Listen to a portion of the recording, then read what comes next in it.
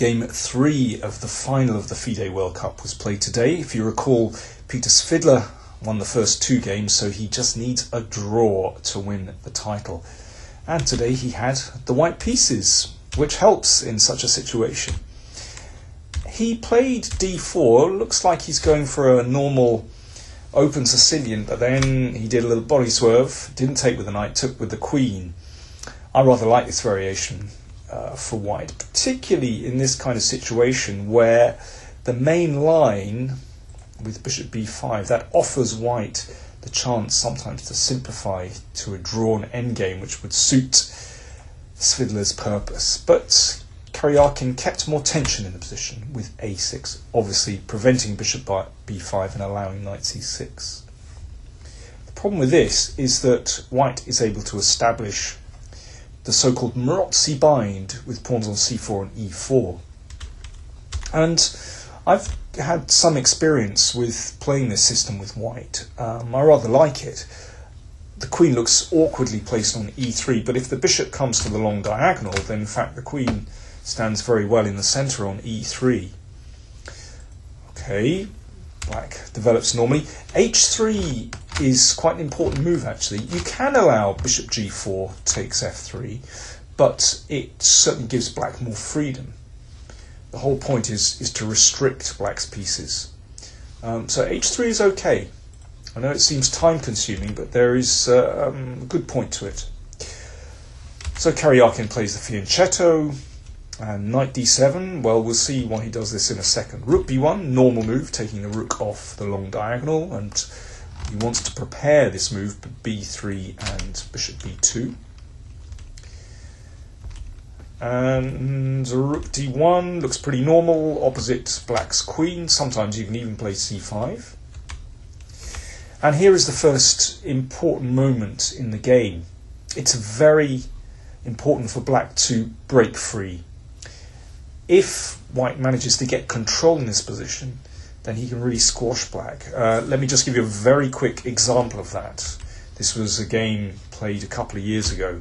So black plays the normal kind of hedgehog system, but notice there's no pawn on e6 here. And that is a slight problem, because it means the knight has access to d5, and, well, it's quite nice sometimes to trade those bishops. And, I mean, black can't live with that knight on d5. But in this position, you can see the problem with combining e6 and d6 with the bishop on g7. That the pawn on d6 is simply very weak, and yeah, white just takes. So important that Karjakin broke free here with f5. It's a good move, because after this exchange, black even gains time because the bishop is attacking the rook. And, you know, black has a certain amount of activity here. You know, this bishop on g7 looks very good. His rooks are connected. And white has a problem. If white could cheat and play 2 moves in a row and play b3 and bishop b2, well, I'd quite like white's position, because black's pawn structure, yeah, well, it's not too bad, but it's a little bit split. But white has a problem, because b3 would be met by bishop takes knight, and that wins material. So Svidler had to do a little bit of improvising. So he played knight d5, threatening knight b6. Karjakin avoided that threat, and Svidler starts to bring out pieces. Bishop d2, again, it looks slightly ugly, but it's important to realise that bishop d4 isn't possible. This gets taken, and there's a tactic. Knight takes queen, knight takes pawn, forks, king and queen. So Karjakin just played rook e8. Well, it's a good move. Bishop c3. I think white would be absolutely fine here if that rook stood on e1 or f1. But with the rooks here, somehow they're not as well placed as black's rooks. This is where the action is going to take place on the e and f files. So Karjakin just has a little initiative here, and d5, I think, exploited the slight disharmony in White's piece set up here. Svidler exchanged. Now, normally one would want to isolate this pawn with pawn takes pawn. The problem is that that would actually unleash the rook on e8, and I think it's quite clear that black has a nice initiative here. This rook on b1 is not well placed. So Svidler played queen c5. I think a very sensible move, and actually he still has things under control. Queen still defends f2. The rook is behind that pawn. He's still all right. I mean, I think if maybe objectively the best for Karjakin here is to play d4 and go into an endgame. And, you know, black has a nice pass pawn on d4 and can maybe support that later on. But this should be tenable for white.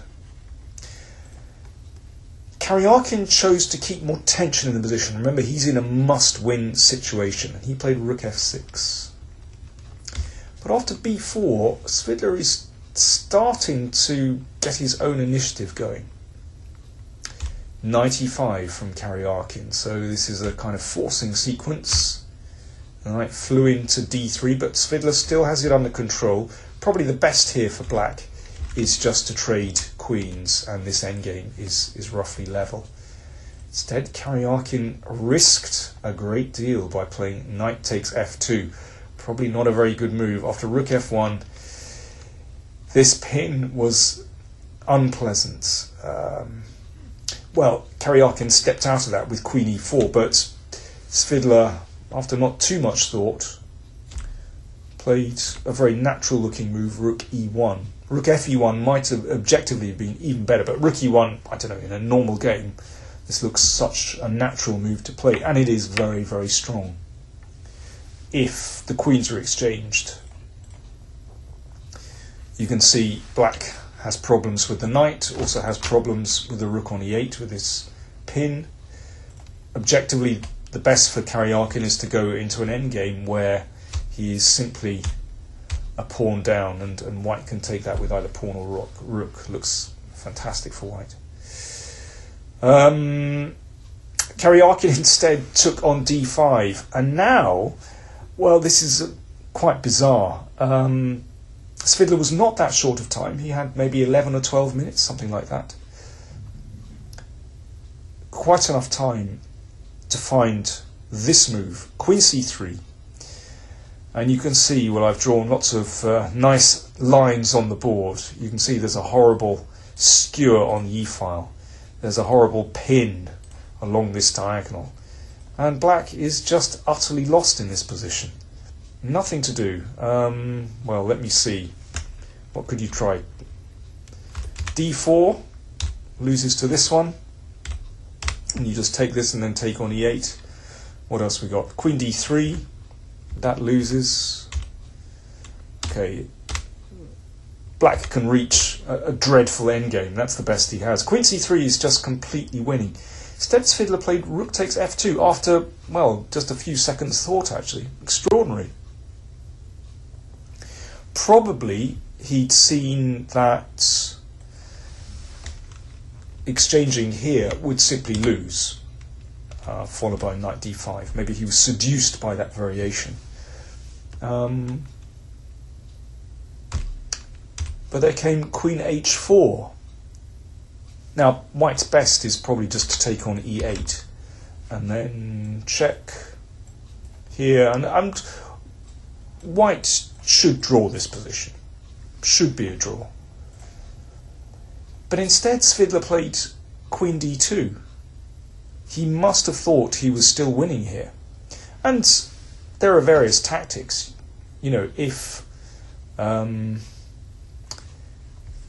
black exchanges here, for example, and takes on b6, then rook f7 wins the queen. You know, maybe Svidler saw these variations and was kind of attracted to this line.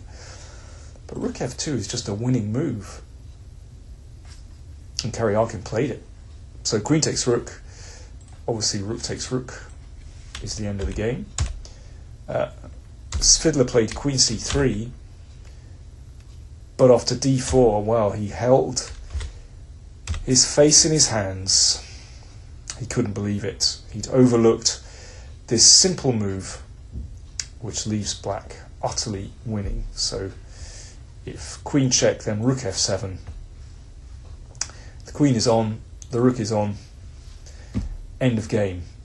Some really poor mistakes in that game.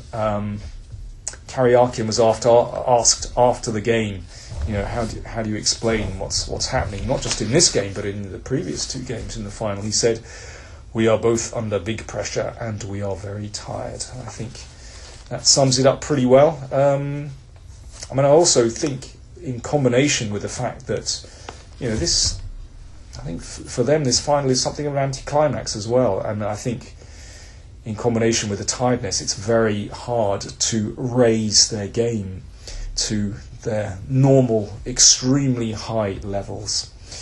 So that means the score is now 2-1 in Svidler's favour. They play game 4 tomorrow. Once again, Karjakin in a must-win situation, but he does have the white pieces.